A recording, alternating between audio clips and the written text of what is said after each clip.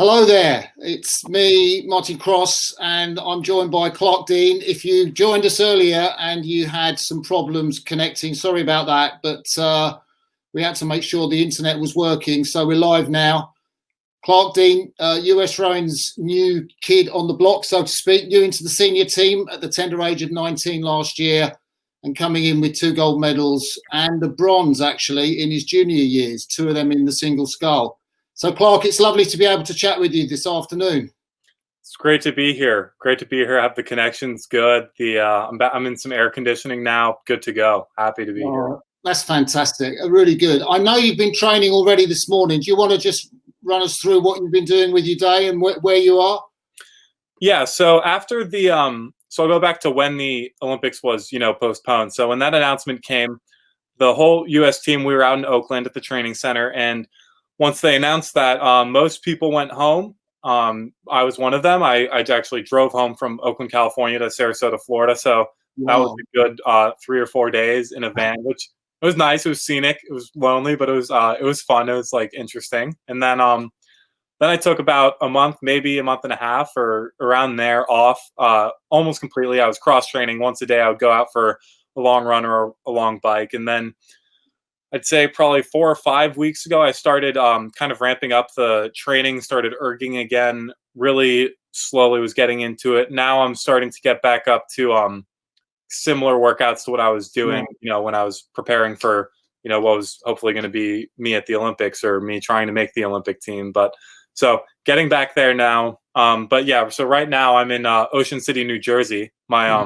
family vacations here in the summer. It's very beach house background, as you can tell. So I haven't been able to actually vacation here since I don't know, 4 or 5, maybe 6 years, because I've been rowing every summer. But with the virus and everything, this has been one of the few perks I get to actually vacation and have some downtime to just work out and go to the beach. So that's what I've been doing this past week. That sounds really interesting, Clark. I'm just thinking about, the GB team that speak with their coaches most days, and they kind of have these Zoom calls maybe once a week or twice a week. I mean, what's been your connection with your coaches over this period, and how much advice have you had about training and what you should do and so on and so forth? Yeah, well, I think the coaches on the U.S. team put a lot of faith in us. They know that when we work out, it's not because they're commanding us to work out. We're there and we're working out because we want to make the team and we want to go as fast as possible. So I think they know that, and they trust us to keep ourselves accountable. And they post workouts, and there are a lot of guys back at the center just rowing in singles, on their own. But as far as communication goes, both Mike, the head coach, and then Tim Mclaren, they're calling us day to day, week to week, checking in. And then as far as the athletes themselves go, we have a chat, we talk to each other. We have a video call probably once every other week on average, and just have everybody check in and say what's new. How close were you before you left for, knowing which kind of boat you were headed for, or the shape of the team for the Olympics? Yeah, so right before everything was called off, we were down to, I think it was either 18 or 20 people left in the kind of mix. It was around there, and we were about to officially start our selection camp. And, we're obviously rowing together and doing switches year round, but our official selection camp was just about to start. And that was going to last, I think it was around 2 months before maybe it was a month before the actual team was named. So we had, I guess a little bit over 2 8s to make the 8-4 pair, spare pair, and pair that was going to go and try to qualify at the final qualification regatta. Yeah. Did you have a target? I know last year you were in the 4. Do you have a particular target? Like, was there an expectation the 8 is the top boat, or are you happy with the 4 in terms of the standard you reached last year? Yeah, no, I mean, I think that's a good question. I think basically last year I just wanted to, I wanted to be in a boat that could qualify, and then we did that, and it was great. And now I think going into this year, I wanted to be in the boat that I thought I could make go the fastest, and that I thought was going to have the best chance of medaling. And I think we were putting out great times in both the 4 and the 8. And at the end of the day, I was totally fine leaving it up to Mike and Tim's discretion of where I could best be used. Well, hopefully that I could be utilized best by being in a boat. But then after that, whichever boat, I was fitting in with the most. And, it was when I first showed up to camp, I was more comfortable in an 8 because I was rowing that at Harvard the whole year. But then coming back from the summer, I definitely felt more confident in a 4, because I just raced that and gotten 5th at the World Championships. But as far as, day to day, what I was hoping and like thinking I wanted to be a part of, I think I was just wanting to make the team and make a boat go fast, It's quite interesting to think, when you first walked into the national team. I know you've been racing in the Harvard 8. You just told us that, and you'd had a great season in Harvard. We'll talk about that shortly.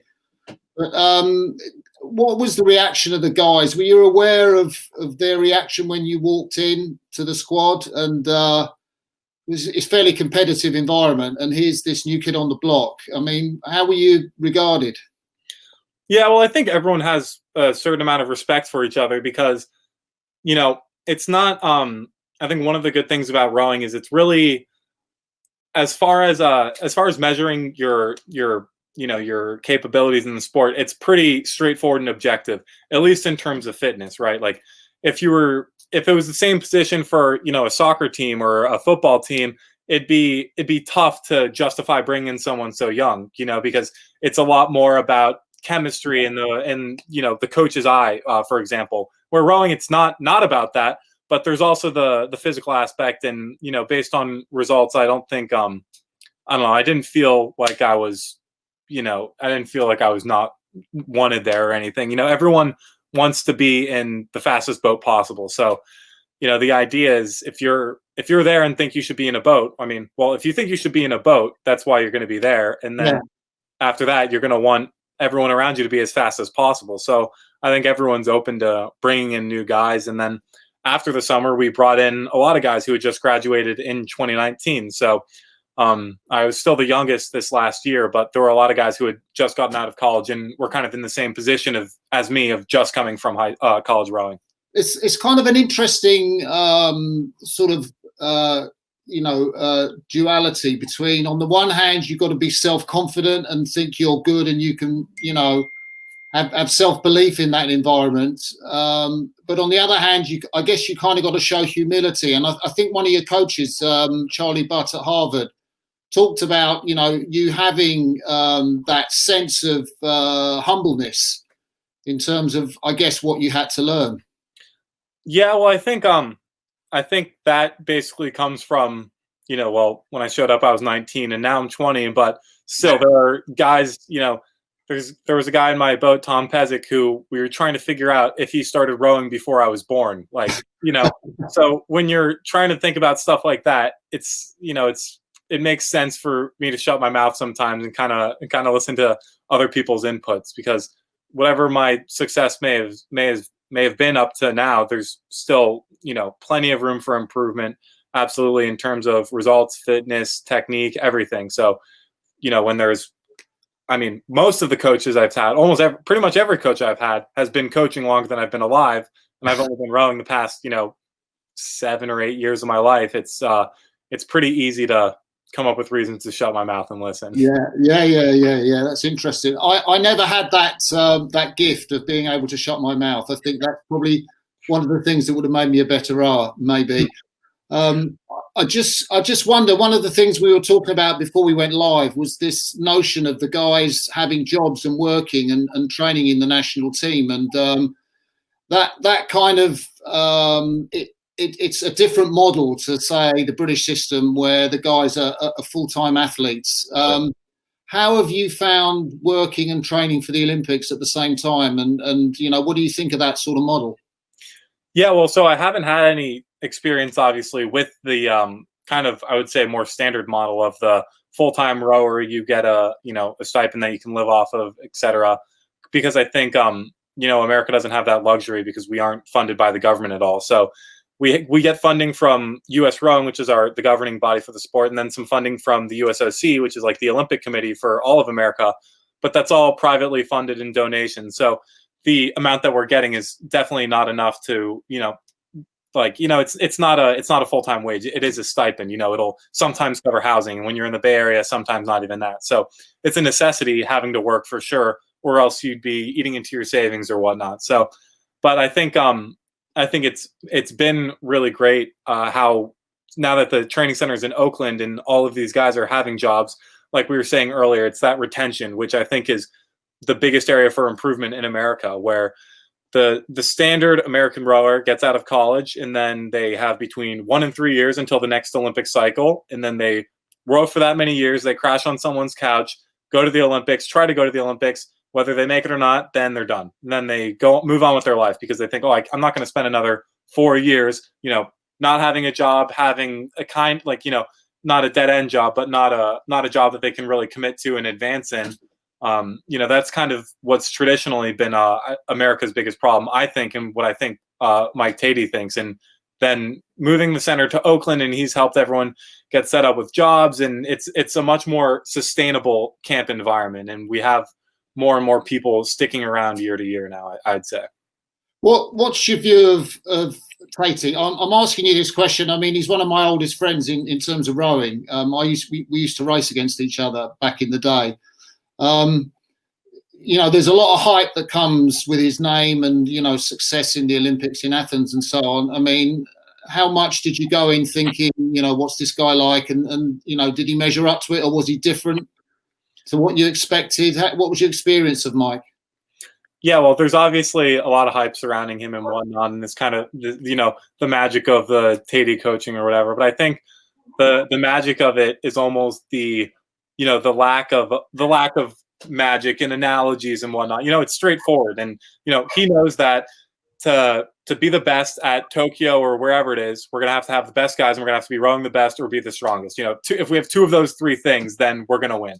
And I think he's addressed all of those things individually, and I think with the most straightforward, level-headed approach. And I think that's what you need to manage, kind of a team compared to managing one athlete or managing one small boat, right? Like, I think he's great at managing the team and making sure everyone has a sustainable place to live, work, eat, train, and train. So, I mean, when I think what's one of the biggest things we have going for us is our rate of injury, or like lack of rate of injury, right? There's very few days where there'd be anybody on the team out with whatever, rib, back, wrist, anything. I think he kept a very good eye on everyone's health, and I think you could count the days on your fingers where there wasn't a full squad there ready to row. Yeah. So are you doing a couple of sessions a day or one session a day and working? What's the pattern that you were finding the training center adopting? Yeah, so it changes throughout the year. I think right now they're pretty much doing a single row, a row and a single in the morning, and then on the afternoon they're either going out again on their own or erging or biking or lifting. Once we were kind of full this past year, it was pretty much a long row every morning, and then in the afternoons it was either an erg or a lift on your own, or one of those things, and then a short row beforehand. And then Saturdays we'd do some pieces, maybe Sunday we do some pieces, but overall it wasn't a crazy amount of volume, and then obviously it would ramp up as we got into selection camp, and we'd stop erging and cut down on the lifting and start rowing more, whether it was swing rows to prepare for pieces or seat racing or whatever. So it definitely changed throughout the year based on the time frame to the next race. Yeah. Just in terms of, you mentioned Tim Mclaren, who's kind of quite a different figure to Mike, isn't he, in terms of a coach? He's kind of a bit like Obi-Wan Kenobi, I tend to think, in Star Wars. Yeah. It's a pretty awesome dynamic seeing the two of them work. It's like yin and yang, but I think it's a good coaching duo for sure. Yeah. You mentioned doing the ergo. I mean, one of the currency of a rower is, what they do on the ergo, what their 2K score is, or do you do a 5K test, or is it a 6K test that you do? We don't really. Well, so I haven't really been at the training center full time for even a year yet, but we never really did testing. I think they did one 6K in the fall, where I actually wasn't there. I was in Australia with Tim and then another rower. So we made it up in Australia. So we did one 6K, And then, I mean, other than that, that was about it. I know in 2019 they did the Long Beach sprint, like erg sprint 2K thing in the spring, which was like the World Indoor Championship or whatever. Like, so they did that as an erg test, I guess. But, there aren't really, I know, because I know in the British system, from going to Harvard and seeing all the guys trying for the U23 team, at least, there was, 30 rate 20, 6K, 5K, whatever it was. Yeah. It's a very strict, do this, get this score, maybe you'll get invited. Where I think it's a lot kind of freer and free flowing in America, where, I didn't, when I asked if I could come to the selection camp, he wasn't like, okay, well, do this piece and then do this piece and hit this. It was kind of like, well, where are you at fitness wise? Where are you at rowing wise? And then, okay, well, you can come. So it's been a lot more fluid of a system, I'd say. So I know you're good on the ergo. What's your PB and when did you last pull it over 2K?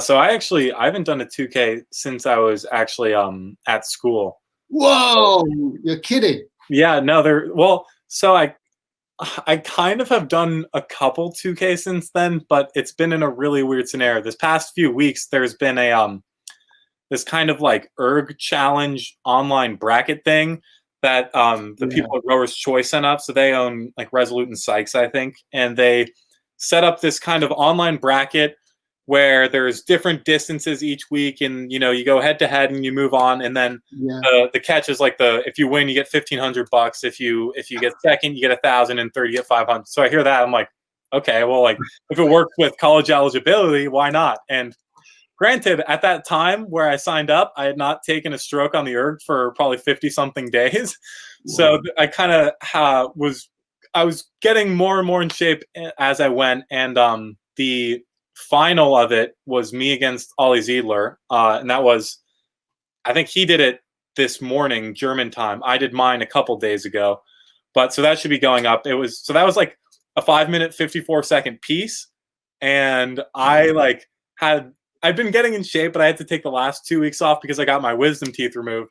So I was like kind of getting back in shape, then took 2 weeks off. So I went, around 2K for 554. I had to do another 2K for it a couple weeks ago where I did go like 554.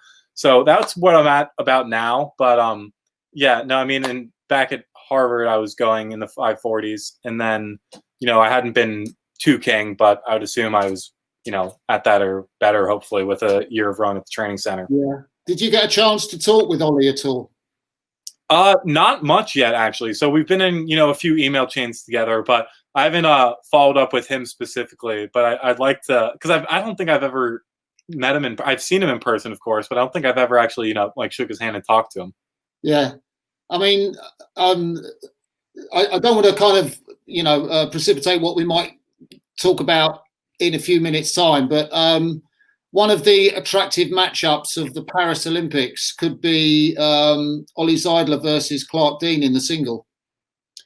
Yeah, no, it'd be fun for sure. I think it's just gonna depend on the training and where I'm at and what works best for me. In 2024, I think I was obviously thinking about I had nothing. Everything was on the table going into 2020, and then it seemed more and more likely for me to make the team going through the sweep system and the camp system, and then decided to do that after my freshman year. Worked out pretty well, I guess. I was in a boat that qualified, and then it wouldn't have made sense for me to kind of jump ship this last year. So, but 2024, who knows? It's been great at camp, but I'm definitely going to try the single at some point. Yeah. Oh, that's good to hear. That's really good to hear. Well, we'll have a look at your singles races. We'll talk through those junior single races a little bit later. I'm just wondering, in terms of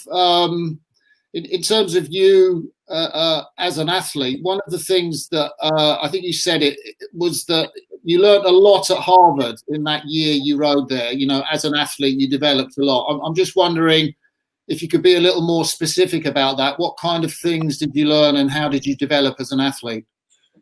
Yeah, well, so before I went to Harvard, I had rowed at Sarasota Crew, in Florida, and I'd been on the junior national team 3 times over the summers, but all 3 of those times, actually, my coach was my coach from Sarasota, right? So it was more of the same. And I think, he's a great coach, and I think Sarasota is a great team. But coming to Harvard and seeing people from all different teams from all different countries, you obviously hear a lot more different takes on the rowing stroke.